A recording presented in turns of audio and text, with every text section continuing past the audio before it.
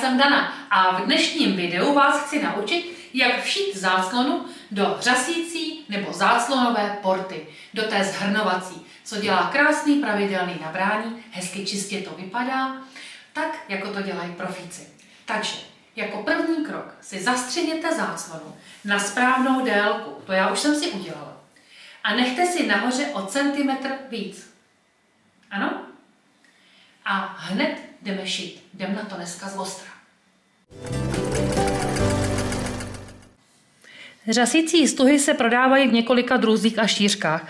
Já mám na obyčejné řasení, kdy nechci nějaký pravidelný rytmus extra, tak nejraději používám tuhletu asi 2,5 cm širokou. Jak se vám to řasí, poznáte tak, že chytnete ty řasící nitky, když se vám to povede, a kousík si je popotahnem a podíváme se, co nám ta záclonka dělá. Tyhle ty řasící stuhy, co tu mám já, jsou takzvaně bez poměru. To znamená, že se řasí pořád jako ve stejném režimu. Vidíte to? Že záleží, kolik já to stáhnu, ale pořád to bude stejný. Že pořád tam budou možná blíž k sobě, možná dál, ale budou ve stejném rytmusu. Nebo ve stejném rytmu, ať to řeknu správně. Tak, pak se objevují někdy porty, které dělají, že jsou třeba 3 sklady a mezera, nebo 2 sklady a mezera, a u těch už se musí správně napočítat šířka záclony. Tyhle ty takzvané bezpoměrové se dají dát na jakoukoliv šířku.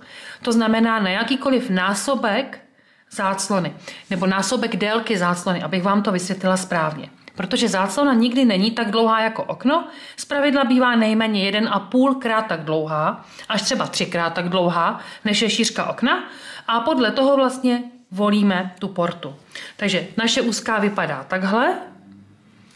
Líc poznáte tak té porty, že jsou tam dostupný, já vám tam možná ukážu nůžtičkama, takový jakoby kapsičky na tom středu, do kterých se dají zavěšovat ty háčky. Vždycky je třeba si to zjistit dopředu, která ta strana je lícová, na které té straně půjde chytit, ono se mi to špatně dělá, na které té straně, tady je to, vidíte? Tady vám půjdou zaháknout potom háčky. Takže tohle to je náš líc, kde jsou tyhle ty očka, za který pak zavěsíme ty háčky na garniže. Tak. Když se podíváme na tu druhou portu, tak tady to taky vidíte, že tady jsou lícový z téhle strany, tady jsou dokonce dvoje, můžete si vybrat, na co to zavěsíte. A zase, když bych to stáhla, je tady trošičku jiný materiál těch jakoby nití, kterými se stahuje, tak je zase bezpoměrová. Já mám tyhle fakt nejradši, protože nemusím řešit, jak to bude. Jo? Takže u tohle těch bezpoměrových můžu mít jakkoliv dlouhou záclonu, jakýmkoliv poměrem řasenou, když bych si koupila s pravidelným řasením, tak už by se to muselo opravdu napočítat. Tak. Tu stuhu budeme našívat na několik kroků. My dneska budeme našívat tu úzkou, ono to na ní bude lépe vidět. A budeme to dělat rovnou pod strojem. Nemusíte to špendlit dopředu, necháte si ji hezky rovnou, žádný zhrnování dopředu, jenom si pamatujte, která strana je lícová. A jdem na to. Připravíme si do stroje záclonu lícem nahoru. To poznáte vždycky v té kresbě záclony v tom vzoru. Tam, kde je to hezký, vykonturovaný, vystouplý ven, tak to je lícová strana. Na rubu to je vždycky takový jako ochuzený a plochý. Takže máme záclonu zastřiženou, lícem nahoru. Portu, tu řasící stuhu, nebo portu říkáme, dám taky lícem nahoru, poznám to podle těch zavěšovacích oček. Dám si o maličko delší portu, stačí centimetr, a budu si ji skládat tak, že budu překrývat tu portu přes tu záclonu o tolik, o kolik jsem si nechala na šef. Já tam vždycky nechávám tak zhruba centimetr, takže já to mám vyzkoušený, že mi to funguje, že to dám takhle hluboko nakonec toho jakoby tunýlku s těmi můstky pro zavěšení. Dáme si to do stroje a budeme to pořád takhle přikládat. Nic nebudeme natahovat, nic nebudeme špendlit, pojedeme rovnou. A budeme šít po krajíčku té porty. Ono teď to tady půjde trošičku hůř vidět, jak je to průhledný. Ale když vám tam po to teď strčím křídu, vidíte, že jakoby přikládám, tak abych měla konec záclony tady za tím můstečkem. Ano?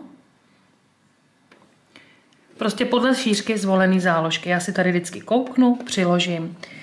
Šijeme normálně rovným stehem 2,5 mm a šijeme blízko té hrany.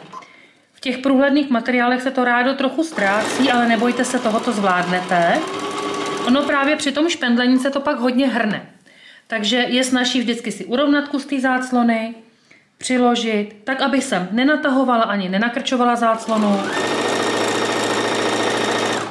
Zase si srovnám další kousíček, mrknu si na to ze spodu a opravdu kousek po kousku pěkně v klídku jedeme.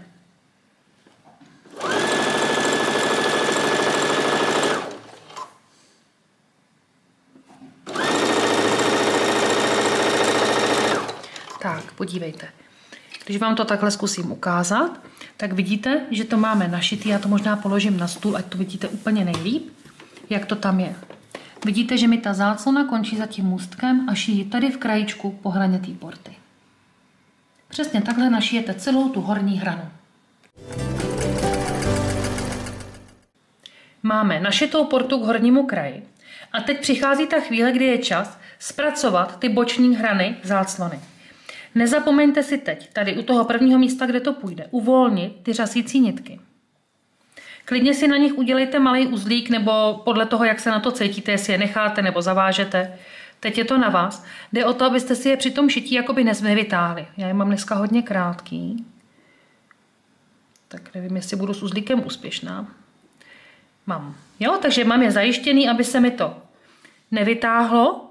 A uvolním si takhle kousíček toho konce. Teprve teď si sestřihnu tu portu na stejnou délku, jako je záclona. A ty boční kraje záclony uděláme normálně na dvojitou záložku. To znamená, že včetně té porty, to teď takhle hezky založíme a tohle se vám vyplatí si našpendlit. Takže celou tu stranu, ať je záclonka vysoká, kolik chce, takhle vemem, zahneme centák, našpendlíme. Je důležité, aby ta záclona byla rovně zastřižená, aby se nám to nevlnilo a to všecko musíte udělat dřív, než začnete šít. Takže teď si to takhle hezky urovnáme, vidíte? A prošijeme to po té hraně. Já vám chci ukázat ještě u toho spodku, když je ta záclonka tvarovaná. Tak. Když je tam tohle. Pokud máte to štěstí a vyjde vám to jako mě tady, tak je to úplně bez problému. Jo? Takhle by to bylo super. To je to, co bychom chtěli, aby nám tady nevznikl žádný divný růžek. Pokud by se nám stalo, že by nám ta záclona jakože končila takhle a potřebovala bych ji dvakrát zahnout a prodlužovalo se mi to tím a vzniklo tam něco takhle nevzhledného, jo, tohle bychom tam jakože nechtěli, tak potom to musíte nejdřív založit v délce, jednou a po druhé, aby nám vždycky ten okraj té záclony vyšel jako plynulej. Ano? Takže teď si našpendlete a prošijte ty boční hrany záclony. Budeme šít normálně tady v krajíčku, aby se nám to neotvíralo. Zase obyčejným, rovným stehem. Nebudeme v tom hledat žádnou vědu. Tak, ještě jsem vám chtěla při tom šití okraje ukázat, jak se to chová, když vjedeme do toho vzoru. Šijeme takhle hezky po krajíčku. Není to opravdu nic složitýho, záclon není vůbec třeba se bát. Tam je základ rovně zastřihnout a pak už je to všechno snadný. Tady, jak budete výjíždět do toho vzoru a střídají se tady hustoty a velikosti těch oček, tak chce to jet opravdu pomalu a když se vám to začne deformovat, tak zapíchnout jehlu, přizvednout patečku, takhle to jako požvejkat tou patkou a jedeme dál. Zase kousek, dokud to jede dobře. Tady ten vzor je hustší, to pojede snadno. V tom řídkým se nám to zase začne kroutit. Zapíchnu jehlu, takhle si to porovnám, požvejkám a pojedu dál. Tak zase trošičku, ať se nám to nezačne hrnout. Vždycky tím přezvednutím patky vám to najednou přestane dělat ten sámeček, který se vám tam valí. Jo, vidíte to? Že jedeme, najednou tady se nám začne pod tou patkou trochu valit látka, tak já to takhle jako požvíknu tou patečkou, dorovnáme si konec a pomalu v klídku to přejedeme. Na konci normálně zapošijeme, odstřihneme a máme ušitý celý boční švy. Tak, je to tam. Když máme hotový ty boční okraje, je třeba dokončit ten vršek. Vidíte, že teď to mám položený jakoby rubem nahoru. Zaklapnu, zabalím ten konec do té porty. Pokud si troufnu, můžu tu spodní hranu šít bez špendlíků. Pokud je ta záclona tažná nebo organzová, anebo to děláte třeba poprvé a bojíte se, tak si to našpendlete. Pokud to budete špendlit, tak si to vždycky srovnejte, aby byla krásná horní hrana a dávejte si špendlíky spíš příčně. Ono vám to půjde líp, když si je tam dáte takhle. A aby se vám to nehrnulo. Ty záclony se lepší šijou, když si to hned jak to jde, podržíte vzadu.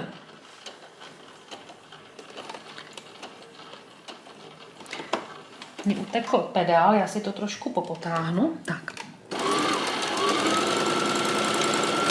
A vyndám si špendlík. Opatrně bych ho mohla i přejet. Jo? Můžete si to našpendlit i dopředu, nebo si to jenom takhle chytnout. Opravdu záleží na tom, kolik jste zkušený a zručný. Pokud se bojím, našpendlím si celou záclonu dopředu. Já už jsem jich přeci jenom pár ušila, tak to trošičku mažu. A jedu to podle té druhé hrany. Vidíte, když se podíváme na ten výsledek, já vám to zase dám proti stolu, tak už mám přišito i tadyhle. Vidíte? Někdy je dobré, zvlášť u těch širokých port, prošít ještě horejšek. Já to dělám ráda, protože ta záclona má pak krásnou hranu a hezky vypadá. Takže teď projedeme to, co máme začaté, ten spodní okraj, a pak to projedeme ještě na vrchu, ať to máme dokonalý. Takže vidíte, že já už mám tu portu našitou a tahle úzká by mi držela. Vidíte to, že docela je to plochý. Ale kdyby byla vysoká, tak se to bude nafukovat. Někdy můžete přejet strojem i tady to uzavření, já to často nedělávám, ale velmi často to šiju tady za kousíček zhora, aby byla ta porta opravdu hodně plochá i u těch vysokých. Takže si to dáme ještě jednou. Já si to strčím takhle do patky, posunu si kousek jehlou, abych měla hezkou vzdálenost a jedu podle patečky tak 2-3 mm od hrany. Jen to chce dát si pozor, abyste si nepřešili ty šňůrky na to zhrnování ani ty konečky. Já vám kousek ušiju a ukážu vám, jak to je. Zase držte si tu portu za strojem, před strojem, ať se vám drží hezká plocha a nemusíte moc špendlit. Tak. A když se podíváte, jak je to hotový, tak vidíte, že mám tady hezký šev a vypadá to pěkný, plochý. To vám na okně určitě ostudu neudělá. Já mám ušito. A jak jste na tom vy? Jak se vám líbilo šití záclonu? Podle mě je to hezká, bílá, čistá práce, ale nejradši šiju záclony pro svoje okna. Ušít a pověsit. To mám nejraději. Dejte mě vědět, jak vás to bavilo. Klikněte nám na odběr, dejte mi like, pokud vám to k něčemu bylo, nebo mi to napište do komentáře. Ozdobte si novými záclonami okno na Vánoce a mějte se krásně.